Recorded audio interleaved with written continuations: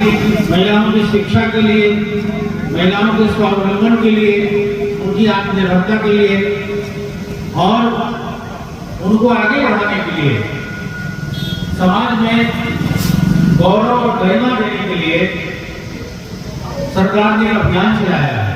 ये 90 दिनों का अभियान है, 3 अक्टूबर से शुरू हुआ है और ये 90 दिनों तक चलेगा।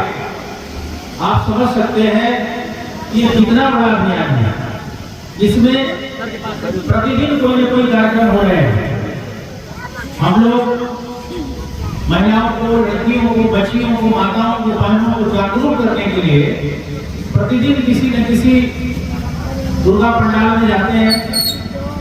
वहाँ महिलाओं से, हम लोग बच्चियों से, अपनी बहनों से बात करते हैं, सरकार की योजनाओं के बारे में बताते हैं, उनकी सुविधा के लिए जितनी सरकार की हेल्पलाइन चलाई गई है, जितने नियम कानून बने हुए हैं, जितनी सुविधाएं दी गई हैं, उसके बारे में उनको हम लोग बताते हैं।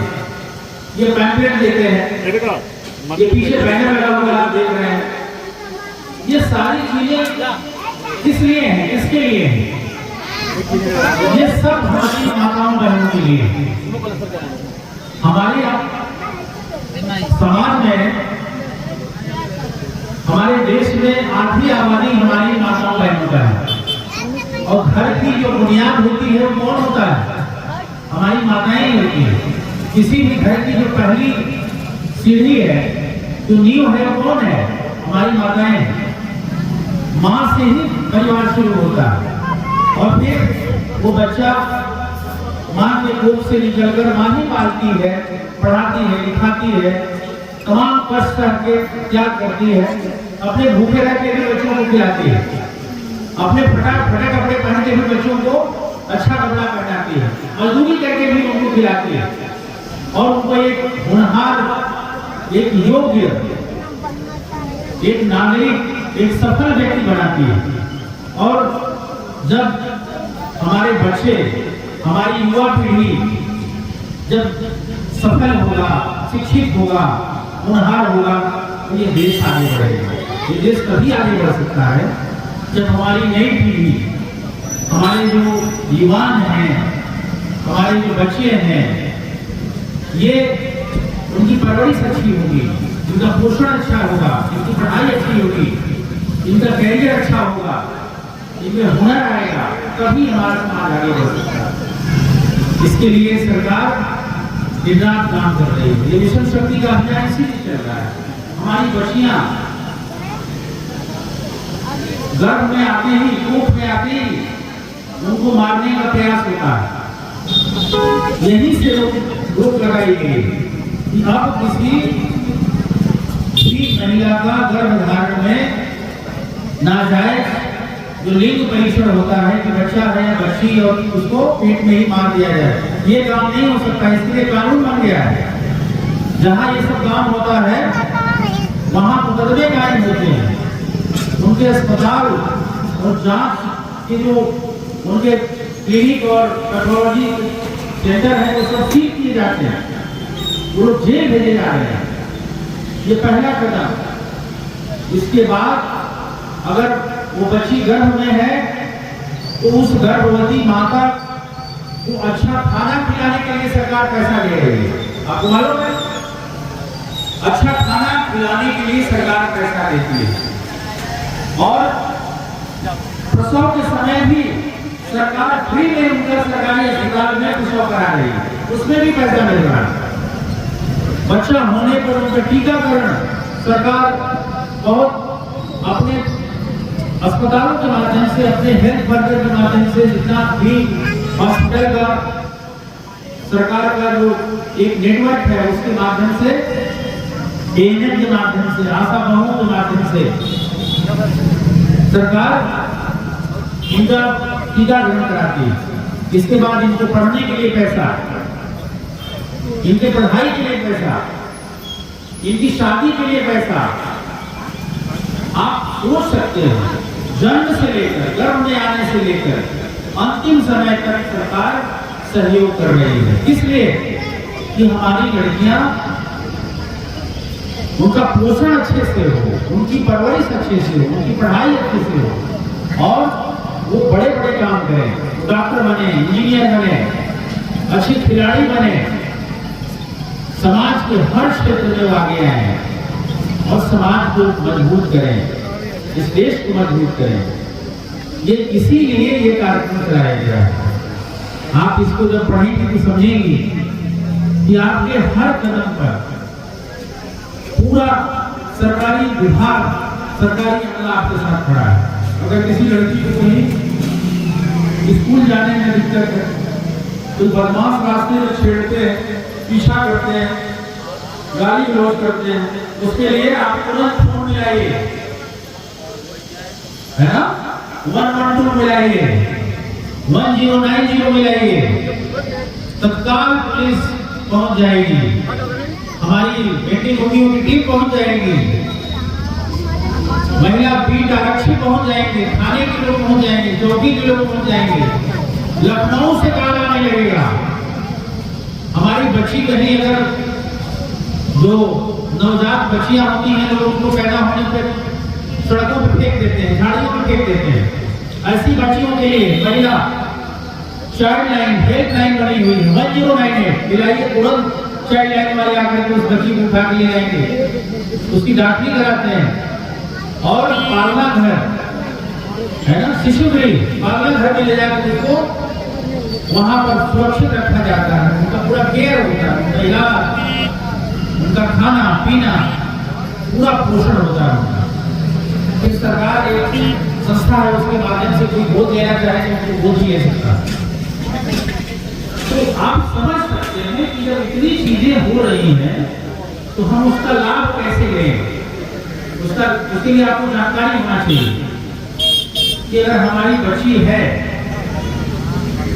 तो उसके लिए क्या क्या सुविधाएं हैं। उस सुविधाओं के बारे में हम लोग आपको बता रहे हैं।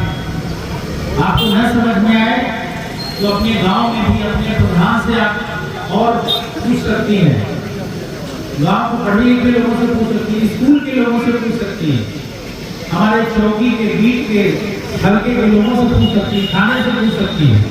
अभी हम लोग एक और काम करने जा रहे हैं, उसमें हम लोगों ने पहल करके अगर किसी कमाऊ सदस्य की मौत हो जाती है, मान लीजिए एक्सीडेंट में कोई परिवार का मुखिया मर गया, तो उसके जो छोटे छोटे नाबालिग बच्चे हैं, 2 बच्चों तक, उनके बालिग होने तक, 18 साल की उम्र होने तक हम लोग 4000 रुपया महीना उसके खाते में पैसा डलवाने जा रहे हैं।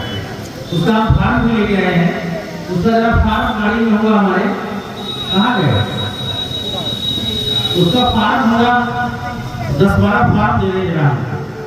इस फार्म को आप लेके जाइए और इसका प्रचार करिए कि किसी भी कमाऊ सदस्य का, परिवार के मुखिया का, जो बच्चे उस पर निर्भर है, परिवार उसी पर निर्भर है, अगर वो उसकी मौत हो जाती है, बिजली गिर गया, सांप काट दिया, रोड एक्सीडेंट में मौत हो गई, हार्ट फेल हो गया, तो क्या होगा उन बच्चों का? बच्चे लावारिस हो जाएंगे, उनका खर्चा कहाँ से आएगा, उनको कौन खिलाएगा, कौन पढ़ाएगा? सरकार जिम्मा ले रही है। तो 18 साल तक 4000 रुपया, तो एक बच्चे के लिए, 2 बच्चों के लिए 8000 रुपए, और वो जो महिला विधवा होगी उसके लिए भी विधवा पेंशन अलग से है। ये सब मिला करके आपको 10-12 हजार रुपए सरकार हर महीने दे रही है। जो चीजों का लाभ लेना है या आप जानेंगे तभी इसका लाभ ले सकते हैं। इस फार्म को दीजिए, फोटो कॉपी करा के बांटिए, और जब ऐसी कोई घटना होती है तो उसको भरवाइए। भरने नहीं आएगा तो आप थाने में आ जाइए, सीओ साहब जाकर ले जाइए, आप उसको हम लोग भरवाएंगे, भरवा के जमा कराएंगे, और हम ही लोगों के कहने से आपको 8000 रुपए आपके खाते में हर महीने मिलने लगेगा। तो फार्म हम लाए, देखिए फार्म है, ये 2 पन्ने का फार्म है, ये 2 पन्ने का फार्म है। एक बच्चे को 4000 रुपए और 2 बच्चे को 8000 रुपए इसी फार्म पर हम लोग मंजूर करा देंगे। हम ही लोग मंजूर करा देंगे, हम ही लोगों को सुविधा मिली है कि हम लोग इसको भरवा के और आपको दिलवाएंगे। इसको जानना जरूरी है, आप जानेंगे तो समझेंगे कि कितनी चीजें आपके लिए हैं। लेकिन दिक्कत क्या है कि हमको पता ही नहीं है कि क्या क्या चीजें हमारे लिए हैं। सरकार पूरा खजाना खोल दी है आपके लिए, आपकी भलाई के लिए, आपके सुरक्षा के लिए, आपके अच्छे से परवरिश के लिए, आपकी पढ़ाई के लिए, आपके करियर के लिए, बच्चों को आगे बढ़ाने के लिए हर चीज में सहायता दी जा रही है। लेकिन सहायता लेने के लिए आपको आगे आना होगा। लोगों से पूछिए, नहीं समझ आ रहा है पूछिए, हम लोग बनाएंगे, उसको कराएंगे। उससे अगर हमारे समाज में अगर या यही मछली शहर में आप मान लीजिए, अगर हम लोग 100-200 लोगों को भी इस सुविधा दिला दे रहे हैं तो इन 100-200 बच्चों का जीवन संवर जाएगा। ये 100-200 बच्चे बहुत आगे जाएंगे। तो ये हमारा समाज आगे बढ़ेगा कि नहीं बढ़ेगा? बताइए, इससे फायदा होगा कि नहीं होगा? होगा ना?